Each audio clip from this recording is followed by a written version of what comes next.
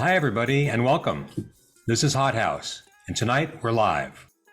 Hot House is a presentation of Greenville Press and creative outlet Portland.org. I'm your host, Patrick Howard. My first novel, Neutral No Breaks, is the story of an at-risk community that's revitalized through diversity, solidarity, and a clear vision of a better future. So our mission at Hot House is to identify and promote individuals, organizations, and ideas that empower communities and provide solutions to our most pressing challenges. We'll interview change makers and innovators, authors and publishers, policymakers and politicians, entrepreneurs, musicians, and creative artists. We'll bring you recommendations for books, websites, and events. And it'll always be about solutions, which is very exciting, and these days, absolutely essential. So let's get started solving some of the world's most urgent problems today. Our guest tonight is Sky Veek, entrepreneur, artist, and author of The True Story of Lucky Bear, a touching tale of animal rescue, kindness, and healing. In addition to being an author, Sky also owns the Lucky Bear Soap Company, a beautiful boutique store in Tillamook, Oregon. So welcome, Sky. How are you? Hi, thanks for having me. Thank you so much for joining us. It's a real pleasure. It was an absolute pleasure visiting with you in Tillamook and getting to see your store and hearing the story of Lucky Bear. What an inspiring story. Tell us how Lucky Bear came into your life. So I was driving with my three little kids. They were little at the time, 14 years ago, and we saw some ears poking up out of the ditch and pulled over to see. I thought maybe somebody hit a deer, and I pulled over to check on it, and it turns out it was a newborn baby bull calf. And a few minutes later, my farmer friend Todd happened to drive by, and I flagged him down and said, "Hey, you need to help me uh, find the farmer who lost this baby. He obviously fallen out of a truck and was in pretty bad shape and was grinding his jaw, which means that cows do that when they're in pain." And he said, "Oh, this is a baby bull. The farmer doesn't want him back." So I said, "Okay, well, you need to help me scoop him up. I'm going to take him home with me." And so he called his brother, and his brother brought a pickup down, and we crammed the three kids in the front of the cab with his brother, and I jumped in the back and held Lucky Bear, and we took him home, and I put him in an extra dog kennel that I had and pulled a bunch of grass. It was summertime, and just kind of made him a little nest, and gave the vet a call, and it was an after hours holiday vet visit, and she said, "Yeah, he's in pretty bad shape. He probably won't make it through the night." Oh. We just wrapped him in a little wool blanket, and my friend Farmer Todd gave us a bottle and some powdered milk to add to the water, and gave us instructions because the feed store wasn't open since it was a weekend. And by the second day, we woke up, and Lucky was screaming and he was hungry, and we Yay! bottle fed him 4 times a day for 4 months. And Wow. yeah, and we raised him with our three dogs, and so he kind of grew up thinking he was a dog, and now he's 14 years old, so Wow. he's doing That's great. great. Now he hangs out with two goats. Our dogs have since passed away, but he hangs out with Maple and Cedar, his little goat buddies. That's great. What inspired you to write the book? It's a great book. I really enjoyed it. It's not just for children. It's for adults too, and I understand it's being used as a teaching tool. Yeah, so here's baby Lucky Bear and my kids 14 years ago. Yeah, What I have a inspired me, graphic of that. I'll put it up. so many people said, "Oh, you should write a book. That's an amazing story." And people asked, "Did that really happen? Is he real? Is he still alive?" So I wrote it as a children's book, um and included a little background of our three rescued dogs that we had at the time. And yeah, I sold the book to people in several different countries, and and librarians and teachers have purchased them for their classrooms, and it's been a good educational tool. A lot of people don't know how the dairy industry works, and that the farmers don't want the baby bulls, and so this little guy got to have a happy ending. Oh, that's great. Tell us about your activities in animal rescue. I know that's something you're very passionate about. Since I was little, I just if you asked me what I wanted to be when I grew up, I said, "Oh, I'm just going to have land and bring in all the animals that don't have homes, that are unwanted or hurt." And that's kind of ended up what my life is like, with the rescued cats and goats and Lucky Bear, and all three dogs that we had were all rescues. Um, but yeah, it's a lot of work, and it's really expensive, and I never ended up setting up a a nonprofit or anything. So my plate is full right now, but yeah, I've always been passionate about animal rescue, and before Facebook, when I found a dog, I'd keep dog treats in my car with me, so that if I ever found a dog on the highway, I could lure him in, and then we'd back then I would take photos, print the photos, make posters, take posters to all the different vets in town. But now with Facebook, it's so much easier to reunite pets with their owners. I'm in a small town of 5,000 people, so Mhm. somebody will say, "Oh, I know where that dog belongs," and now we can get dogs back to their owners in 20 minutes. When before, I would be fostering dogs for 2 to 3 weeks at a time before somebody reached out, found the poster at the vet, called the phone number, and so yeah, Facebook helps with that. That's great. Yeah. Or fostering dogs forever, right? I mean, you've got enough acreage Yeah. to have a lot of dogs. I've seen a lot of folks on YouTube that they foster a dog and they just keep them forever. It's really easy to get attached, for sure. Yeah. Now I understand that also that you're very into organic farming, and I hear that Lucky Bear contributes significantly to that effort. Can you tell us more about that?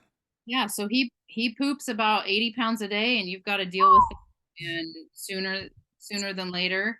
Um, Now it's summertime right now, so his poop will dry up quickly, which is a lot easier to clean up than our 9 months of rain that we get here a year.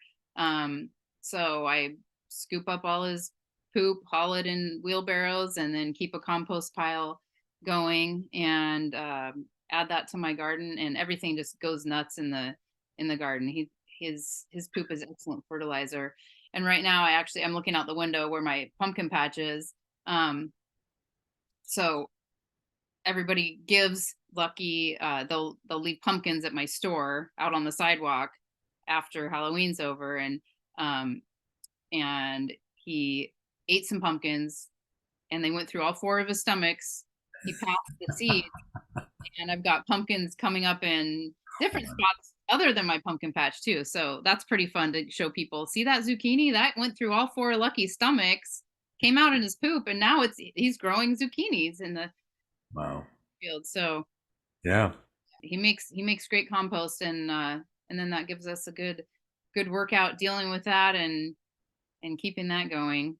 Yeah, I understand too that the chickens like to be around cows and cattle because their poop brings insects and larvae, and they love to go and forage for the larvae around the cow poop.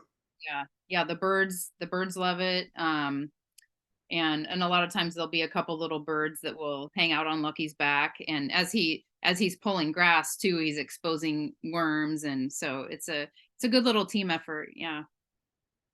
Wow. Well, that actually leads me to my next question, which is, your dedication to kind of a natural way of growing things, and I know at the end of your book you encourage everyone to really be mindful of where their food comes from. Can you talk a little bit about that?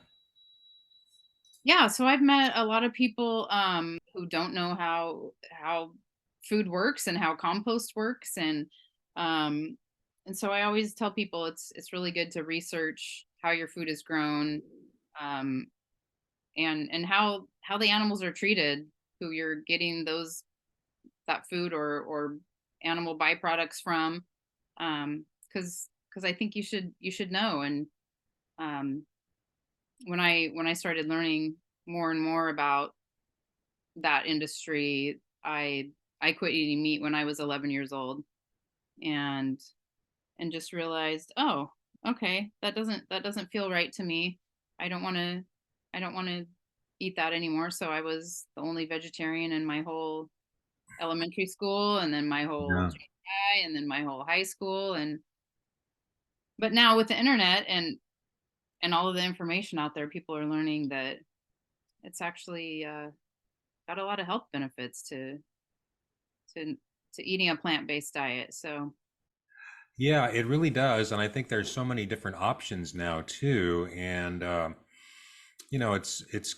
it's always great to find a store or a restaurant that really understands the vegetarian diet and doesn't try to necessarily recreate an omnivore or carnivore diet, but actually explore the the beauty and the diversity of plant-based diet uh, of its own value, rather than trying to create make meat or cheese for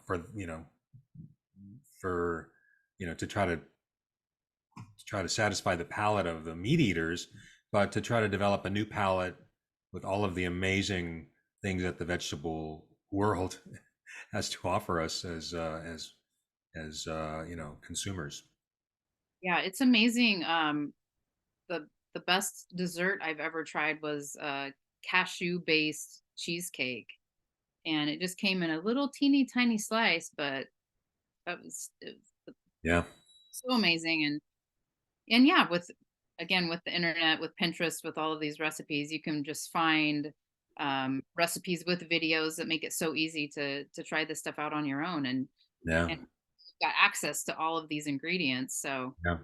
Now, I want to talk about your store a little bit because you've created soaps and fragrances and other products with a healthful lifestyle in mind.